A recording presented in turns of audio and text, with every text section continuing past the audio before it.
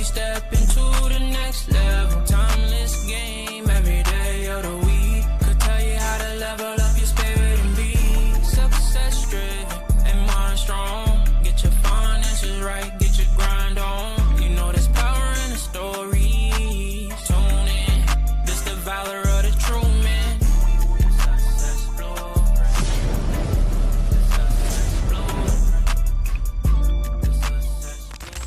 All right, welcome back to the Success Blueprint. I'm Mike Whitaker, the man of valor. We have Jaime Gallardo, the financial enabler. And man, I am super excited about today. We get a chance to interview each other, right? Brother, man, I'm excited about this one. It's probably one of our favorites that we get to do, right? We get to dive in, let people know who we are and how we got what we are. So you ready? All right, let's do it. All right, here we go. Out the gate. First question, right? So what was life like for you growing up? Growing up was pretty good. So I was raised in Ecuador and Miami, and my parents were together until we moved to the United States. It was pretty good. I come from I think I like to consider myself a blessed family. You know, we had my mom worked most of the time, and I'm gonna say this, but it's like, you know, it's a difference in country, it's not totally different socioeconomically, but I was raised with maids, which has caused some other problems in my life, right? But again, for anybody that's listening, maids over there cost $150 a month, you know, 30 years ago. Like, it's not like my parents were, it wasn't an astronomical amount of money. Actually, it was $150 a month 10 years ago. So 30 years ago, it was even cheaper. So I was very blessed because I didn't have to do a lot of the chores. I was focused on school. It was it was either academics or sports. Our school had this weird program that, like, we played sports against each other in the school. There was like 4 teams in the school, which is kind of weird. The shirt I'm wearing is the color of my team there. I don't know. I just haven't realized that in the time of wearing this shirt. So overall, really good. I would say I blessed. But one thing that I think is important to mention is that even though I feel that I came from a blessed situation, my parents always made us feel like to not take anything for granted. My dad worked super hard. You know, my dad never worked like, you know, the resources that we had, he never acted like we had more. They were always frugal. They always bought cheaper cars than what they probably could have. Or maybe that was my perception, right? But they was always keeping us in a way that we have to be thankful for what we had. And we were super thankful for like the maids that we had until I moved to the United States and I became a spoiled, rotten kid that I couldn't do chores. So I think that was like, those are the big things that come to mind, you know, playing sports, big in academics, and having to learn how to be responsible once I had to be an adult at 14. So like, I had never really done dishes till 14. And I was just like, wow, this sucks. And now it's my favorite chore to do, which is kind of funny. That is funny. Okay. Yeah, I like that. So, man, that's interesting, right? Being raised with maids is different. You know what I mean? And a lot of people can't say that, right? So it's very cool. Tell me, what are some of the struggles that you had that helped shaped you early on? Well, I would say sports was a big one, right? You know, in America, I feel that because there's this big desire to succeed, I think, in sports, that most guys that I meet have a sport and they really focus on it. They dabble in the others, but there's a focus, right? In Ecuador, at least in the time that I was going through high school, you know, I never pictured going to the NBA or playing soccer professionally. So in middle school, when we played sports, I was playing volleyball, soccer, basketball, golf, and I had this desire to be good enough in all of them, which I think is something I've told you, like, even now, I like to be the guy I've always strived to be the guy that is good enough in most things. You know, I didn't have to be any one thing, but I was like, I always wanted to get picked for every sport. So that was a struggle to, you know, how am I good at all these things and be able to defend myself in all these things? And, you know, even like, I want to get picked, right? So that was a struggle, was trying to perform in all the sports, even though there was guys that were more athletically gifted. There was a big push for academia. Academics were a big deal. In my school, I went to a school that taught English the British way.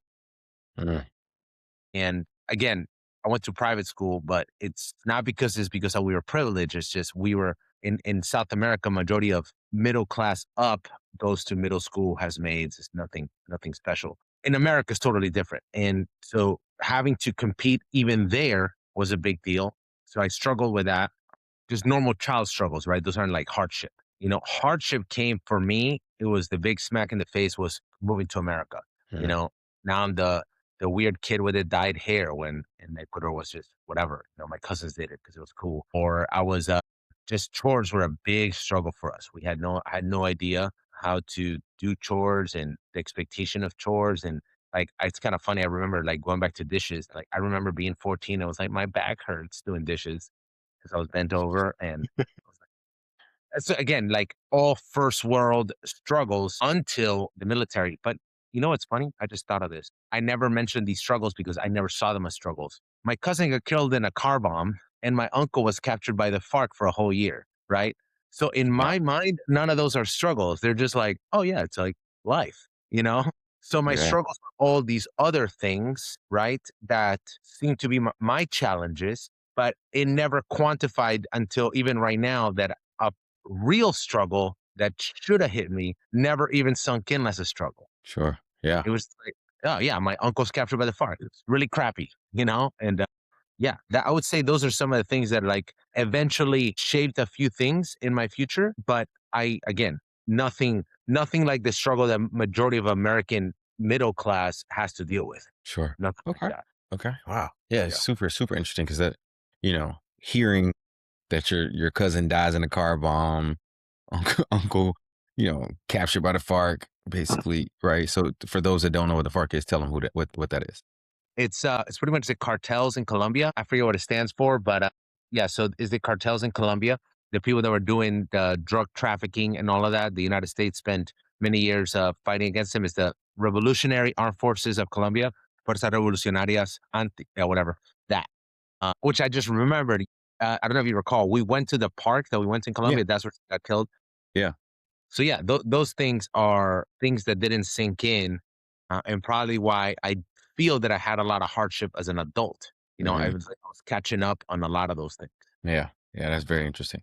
Very interesting, man. Tell me, so as you transition through childhood and all those things and figuring out how to do chores and all of that, was there a moment that everything changed or something clicked for you where it's like, okay, I got it. I understand whatever, right? To move you forward. Yeah, two moments actually. I would say the moment that I decided to become an EOD tech, which was in the Philippines, and the Mm, moment that I decided to go to MARSOC.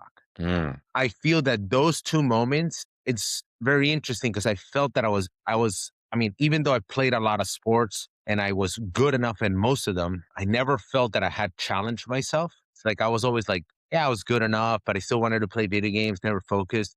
But then when I decided to become an EOD tech, I went all in.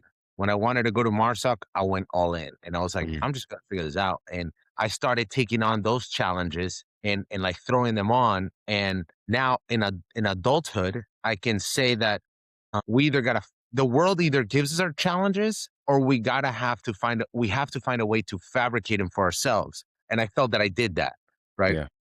Like no, I don't know a single person that succeeded without them. So I started fabricating these challenges and realizing that, and I even said this to myself, is like, I'm soft. How do I not?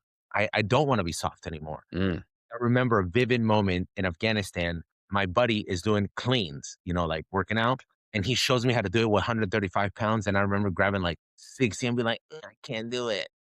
And I was like, what is my deal? And it's like, I need to change that.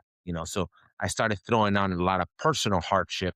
And then that's when I became the guy that is like, I'm really going to challenge myself and I'll take whatever hardship. I was like, yeah, I'll meet you where you are. Those were the two moments that for me like clicked. I need to be totally different. nice. Nice. Yeah. So tell me, all right, and we kind of jumped from, childhood on to already in the military. What made you want to join the Marines, right? Of all things. Why join the Marines when you come from this place where I'm familiar with your family history, right? Or business people, you know what I'm saying? Like doing those things. And, why the Marines? What made you do that? I mean, I've told you this before. It's like, I almost don't know. It's like, I couldn't have planned it. I think Mm, that maybe my life was so easy that in my head, I was like, I'm gonna go do something totally ridiculous. I was like, join the Marine Corps. But I really don't know. I remember I did ROTC. Again, I'm the only person in my entire family to join the military, but I did JROTC in high school. And I was looking at the Air Force and Navy recruiters before I went to Ecuador on a vacation with my dad, and which is another funny story. I'm gonna go back to that. Went on vacation with my dad. And when I came back, it was the Marine recruiter that called me. And I was like, yeah, I'll do it. Whatever. It was like very nonchalant for me. He's like, yeah, let's do that. That sounds cool. Sounds, I didn't even know how hard it was going to be. I was like, let's do that. So it's funny because when I went to Ecuador on that trip, I got drafted in the Ecuadorian army. Wow. And so I had to go to MEPS. And while I was at the equivalent of MEPS, when I was at their equivalent of MEPS, my dad, there's a possibility my dad might have paid off those government officials. I don't know if he did, but my dad told me that all he said is like, oh, he's studying in the United States. And I was able to get out of it.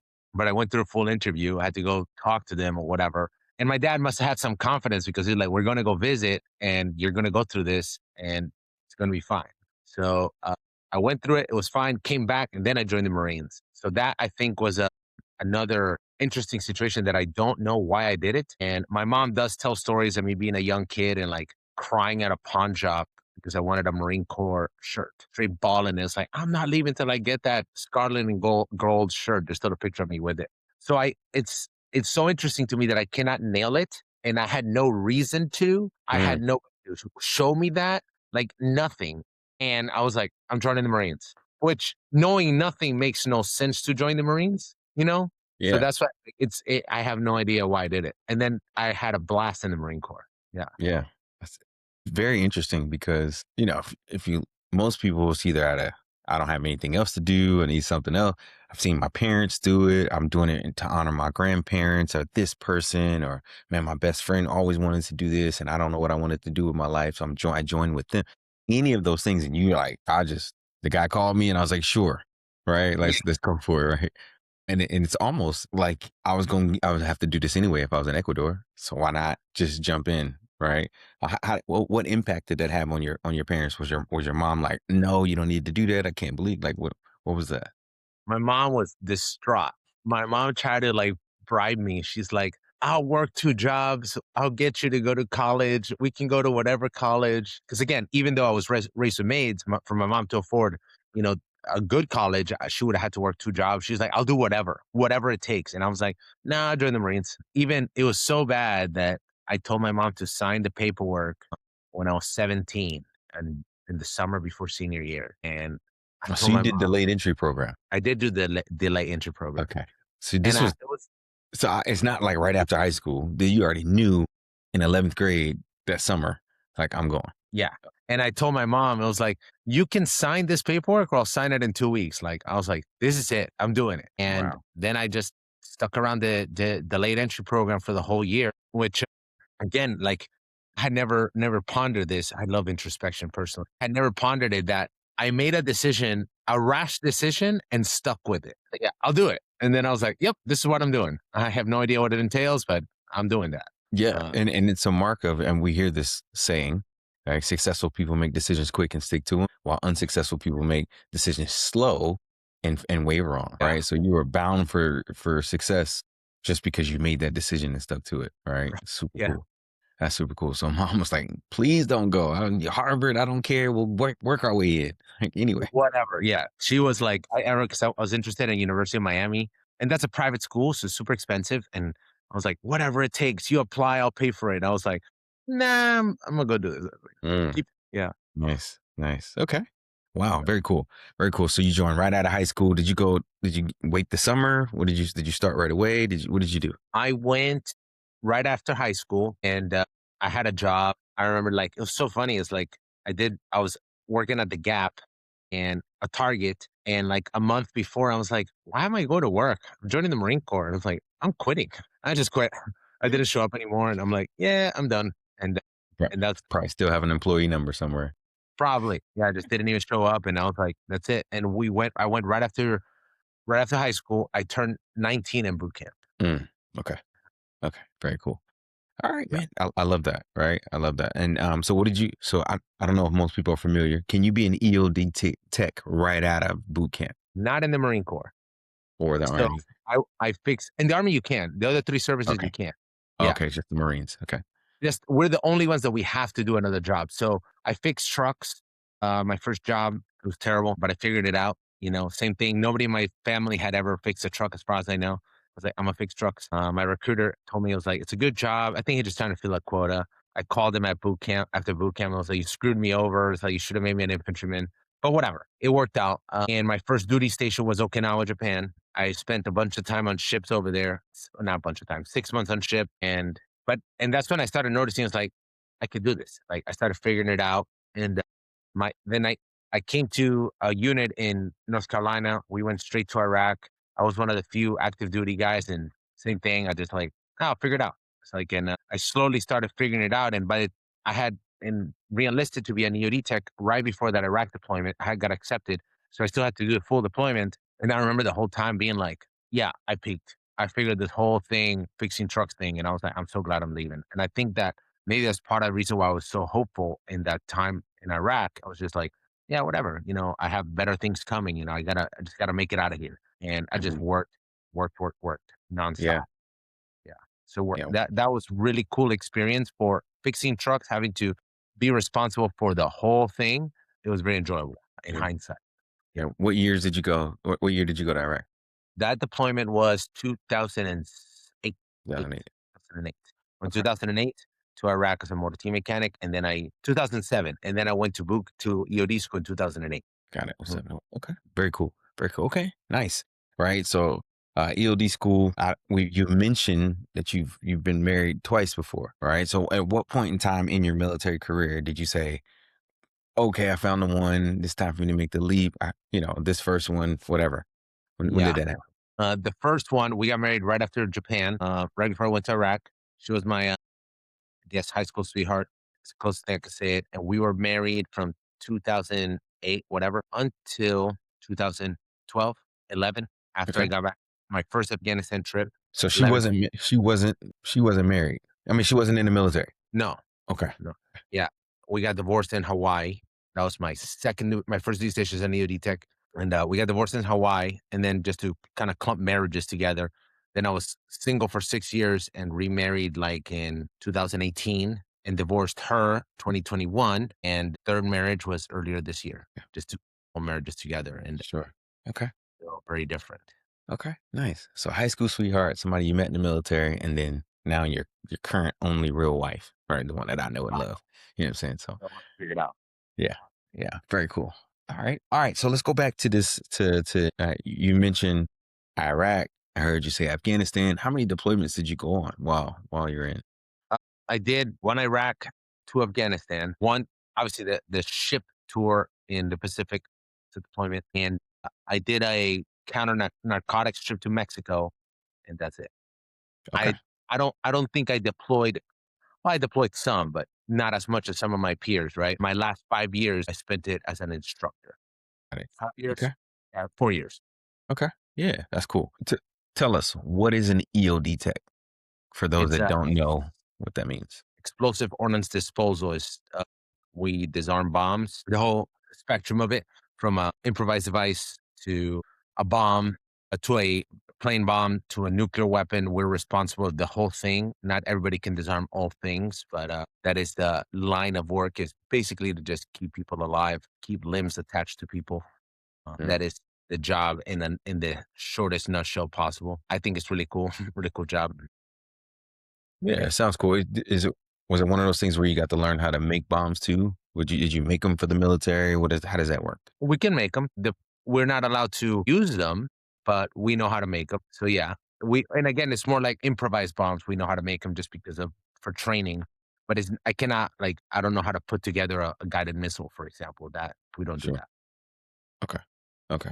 Very cool. All right. And then tell me the connection between EOD and MARSOC. MARSOC stands for Special operations, Marine special operations. So after being an EOD tech for a few years, going to MARSOC, we are the one of the few units that we are EOD, only person that's EOD in a team. And so we perform alone while everybody else, most people perform in groups of 2 to 3 EOD techs. So we're all alone. But in MARSOC, we had to do everything that the Raiders had to do. And it was awesome. We have to shoot, jump, we have to wherever they are, we are. And so much that there's we're transparent. We're just part of the teams. And that's when I realized when I was there, it's like kind of hit me that it's like, man, I can do anything. I made it here and I didn't even know why I joined the military again. I, s- I remember the first day shooting and I was like, I have no idea how to shoot. And then eventually I was like, this is really easy. Towards the end of my time, I was like, oh, I'm a good shot. So I realized that a lot of times I don't know how to do anything, and then I'm like I can focus on it, and really Mm, apply myself and master the skill. And that it really felt that it came to fruition in MARSOC.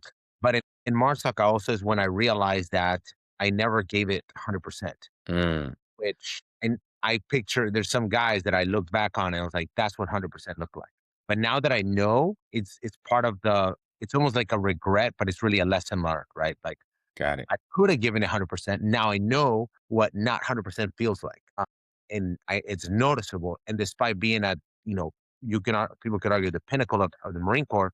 And I was like, nah, I'm not giving it everything I got. Knowing that is something that now drives me that I have to give it. I'm always seeking to give it more to like, well, how much more do I have to give? You know, Mm, has it really been a good day's work, so to speak? yeah. Yeah, that has been a change Okay. for Yeah, me. that's good. That's a great realization. I mean, you talked about introspective. I mean, I know you and I are Yeah. very introspective when it comes to things. So Mhm. that's awesome. That's awesome. Okay. So right now we're talking all work, no play, right? So this is basically all work. So Yeah. what did you do for fun? Like the military, is it just only Marine stuff, only that? What was the things that hobbies, whether they're crazy or not to some, it may not be crazy to you, but crazy to others. Like what are some of the things you've done? So I skydived for many years. I have 1,200 jumps. I did it for funsies. I scuba dived. I own motorcycles. I would say those were the big hobbies that I had. I like big gamer too. Like when I was in Japan, I think I have an addictive personality, which I think that addictive personalities help us in job, in career. Cause I was like, oh, I'm gonna play video games. I'm gonna go all in. I'm gonna trade on my phone and play FIFA. But skydiving, I think, was the, the thing that drove me the most while I was for fun while in MARSOC. And which is part of the reasons why I don't take people excuses anymore. It's like I was in MARSOC doing well enough and skydiving and getting better at it and learning the skills and tunnel flying and then like learning how to like sell shirts. So it's like I've done a lot of things. And I often remember looking back at those as like, wow, I have a lot on my plate. I was like, I'll figure it out. And it's like I slowly figured it out and I applied myself to do more of the things that I had to do. But that drove me in this idea of like improving and growth. Like I don't like doing things and not getting better at it, right? And then for I was always a big enjoyed working out. Rucking was one of the things I enjoyed a lot. And then after that came fly fishing, which is now I would say the thing that I enjoy the most. Mm, okay. Fly fishing is the coolest thing I think I've done. Yeah. Okay. Fly fishing. Where did that come from? When I was in New Mexico, a friend of mine fly fished with his dad and he wanted to teach me, which is very funny. The first fly fishing trip I went to was the same. I left the day that my last ex told me she wanted a divorce. So it's like ingrained in me as like almost like an end of a chapter, new chapter, you know? Got it. Uh, Yeah. and yeah, and he taught me and I fell in love with it because it's hard, you know? When people are like, oh, that river's hard to fish at. And I'm like, yeah, that's the cool part, you know? And now here in the Smokies, like I just found out, like I hadn't looked into it that much because I wanted to go with a guide first. And there's like over 800 miles of fishable waters. And I'm like, I could literally go fishing every weekend and never finish, Yeah. never go back to the same spot. So that's pretty cool to me and Yeah. a new challenge. Okay. Yeah. Super cool. Super cool. Okay. Man, skydiving, shoot, scuba, motorcycles, gaming, rucking, fly fishing. Like, bro, you've done a lot of things. And I mean, I know hunting is a part of what you do too, because that's what your wife loves, Yeah. right? Which is super cool. So it sounds like you very diverse, right? Working out, all of the things, right? So we've mentioned two divorces, right? And now current wife, who you're like, Yeah. I got it right. I'm not messing this up. I'm doing my thing. I've learned a lot. And it Yeah. sounds like you're always trying to get better and better anyway, which is cool. Tell me some things that you learned from those first two marriages about you that you's like, man, I got to change this or I have to grow there. And then in part two of that question is why, what was the desire to marry again? Man. Okay. The things that I learned, a few of them are I learned how to speak more softly. Mm, I felt that I was way too direct. I realized kind of, and again, this is a faith thing. I realized that I'm the man of the house and I need to be in that position. I think that with my ex, we never had that position. mm, Always almost bidding for her strength. I don't know why she was that way. She was like always like she had to be strong, but she wanted to be strong. She wanted me to be the man, but then at the same time, she was always like bringing me down and whatever. Again, I'm not faulting her. I didn't step up. So I realized I had to step up with Tanya. Another thing I realized that how unselfish we have to be as partners. Mm, It's like the level of unselfishness is more than what we realize. yeah. It's way more than what we realize. And understanding and like it's little things like, why didn't you make dinner? I was like, I was work and like I've been at work, you know that I'm grinding and like it's 10 o'clock at night, you know I have more meetings and I would get frustrated with Tanya because the dinner is not I didn't eat. And then I realized is that why haven't I eating? So I'm like, I now think about what's happening instead of like, oh man, this sucks for me, you know? So I try to like thinking a little more about what the circumstances are, you know, that was a change. And the reason that decided to remarry a third time, The last time. the last time, third and last, and it's not even it better be, it's gonna be. I realized that everything feels totally different. Like everything is different. Like the way we talk, the way that we support each other, the way that she treats me, the way that we have focus. And it's so much that I realized that there was no way that I could have done what I'm doing now if I would have stayed with my ex. Mm, It would have been impossible. Impossible. So like I noticed that this opportunity that I have now, the business I'm building now, is the byproduct of the divorce. Because I feel that if it would have landed on my lap at that time, I wouldn't have taken it. So it's well, it put me in the right spot, right mindset, and you know she's a woman of God, which is part of the reason I think that I felt my calling to I felt called to come back to it, but her being a woman of God almost pushes me further. It's like you got to do this. You got to get your all of your act right. You know. So she has been game changer, and one of the things that I helped me out with her is that she is the stoic one of the relationship. I feel that she is like super focused and let little things have emotional affect her emotionally drastically. So it helps me a lot because I'm very emotional. So she like mhm. down in many ways. So yeah, she's incredible. And that's why I was like, I'm doing this again. Nice. Nice. Doing this That's the awesome. last Yeah, that's awesome. Well, bro, I time. love it. We have way more questions to ask. We'll continue this on our next one. And I'll tell you if you have, comment, like, subscribe. If you learn more about Jaime, maybe some stuff that he forgot about in there. You want to throw some shade if you know him from his Marine days or whatever the case may be. And shout out to those other two women who helped prepare him for to be the man he is today. I'm sure. I'm gonna say it for him. He thanks you, right? Because he got a chance to grow up and be the guy he is today. So, man, like, subscribe, comment. We appreciate y'all. Love you guys, and we'll catch you next time. Let's go. Aloha.